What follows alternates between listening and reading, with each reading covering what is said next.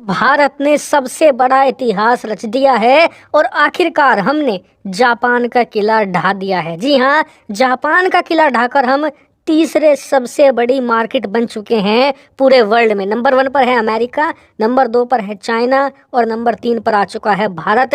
और पूरे वर्ल्ड में इस समय इसकी चर्चा हो रही है, खास करके यूरोपियन देशों में। क्यों? क्योंकि वहां पर यह कहा जाता था अब से 10 साल पहले तक कि भारत हर एक मामले में आगे निकल जाएगा, यहाँ फंस जाएगा, क्योंकि भारत के लोग गरीब हैं, इनके पास पैसा नहीं है, ये चीज़ खरीद ही नहीं सकते, ऐसे में इनका मार्केट बढ़ेगा ही नहीं। लेकिन आज वही यूरोपियन लोग हैं, आज वही पश्चिमी देशों के न्यूज़ नेटवर्क हैं, उनके न्यूज़ मीडिया हाउस हैं, जो सारे भारत के इस मार्केट पर बैठकर चर्चा कर रहे हैं और ये कह रहे हैं कि कैसे हमारे देश की कंपनियां भारत के इस मार्केट का फायदा उठा सकें। लेकिन ये पूरा मार्केट है क्या और भारत किस मामले में पूरे वर्ल्ड के अंदर 3rd नंबर पर आया है, चले मैं आपको विस्तार से बताता हूँ। तो दोस्तों, हुआ ये है कि हमारे जो परिवहन मिनिस्टर हैं नितिन गडकरी जी, वो एक सेमिनार में बोल रहे थे और वहीं पर उन्होंने एक बहुत बड़ा खुलासा किया।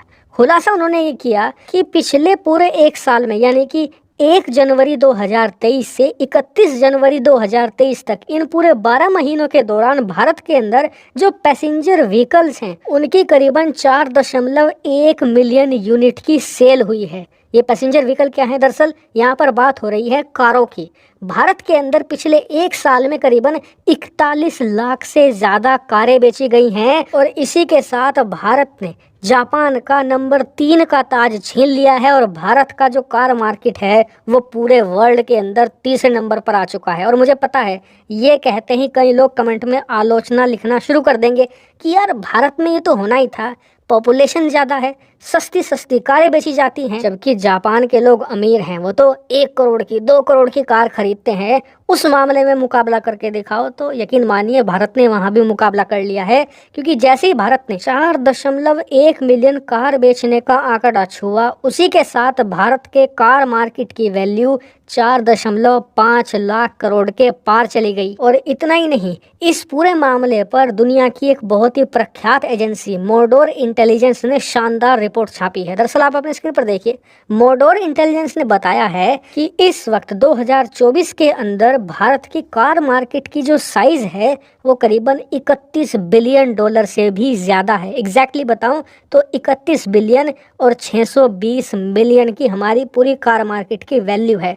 और सबसे खास बात, मोडोर इंटेलिजेंस आगे बताती है कि ये कार मार्केट हर साल 15% से भी ज्यादा ग्रोथ कर रही है और इसीलिए 5 सालों के बाद यानी 2029 तक ये कार मार्केट की वैल्यू डबल से ज़्यादा हो जाएगी, करीबन 64 बिलियन डॉलर। और ये रकम कितनी ज़्यादा बड़ी होगी तो आलोचकों को मैं थोड़ा सा अंदाज़ा दे दूं कि इस धरती पर जितने भी देश हैं ना, उनमें से 50 से ज़्यादा ऐसे देश हैं जिनकी टोटल जीडीपी भी 60 बिलियन डॉलर नहीं है। उदाहरण के लिए अपने पड़ोस में ही देख लो, चीन और पाकिस्तान को छोड़कर हमारे जितने भी पड़ोसी हैं, किसी की भी जीडीपी 60 बिलियन से ऊपर नहीं है।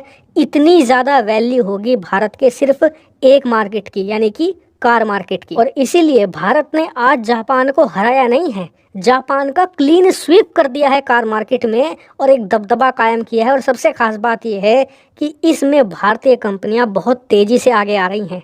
टाटा, महिंद्रा जैसी कंपनियां तेजी से आगे जा रही हैं और इसे देखकर अच्छा लगता है, क्योंकि ऐसा लग रहा था अब से 5 साल पहले तक कि भारत के कार मार्केट का हाल भी ऐसा ही होगा जैसे कि भारत के स्मार्टफोन मार्केट का हुआ था। लेकिन अच्छी बात यह है कि कार मार्केट के साथ ऐसा नहीं हुआ। और देखिए, जो हमारी देशी कंपनियां हैं वो तो दमदार तरीके से टिकी हुई हैं।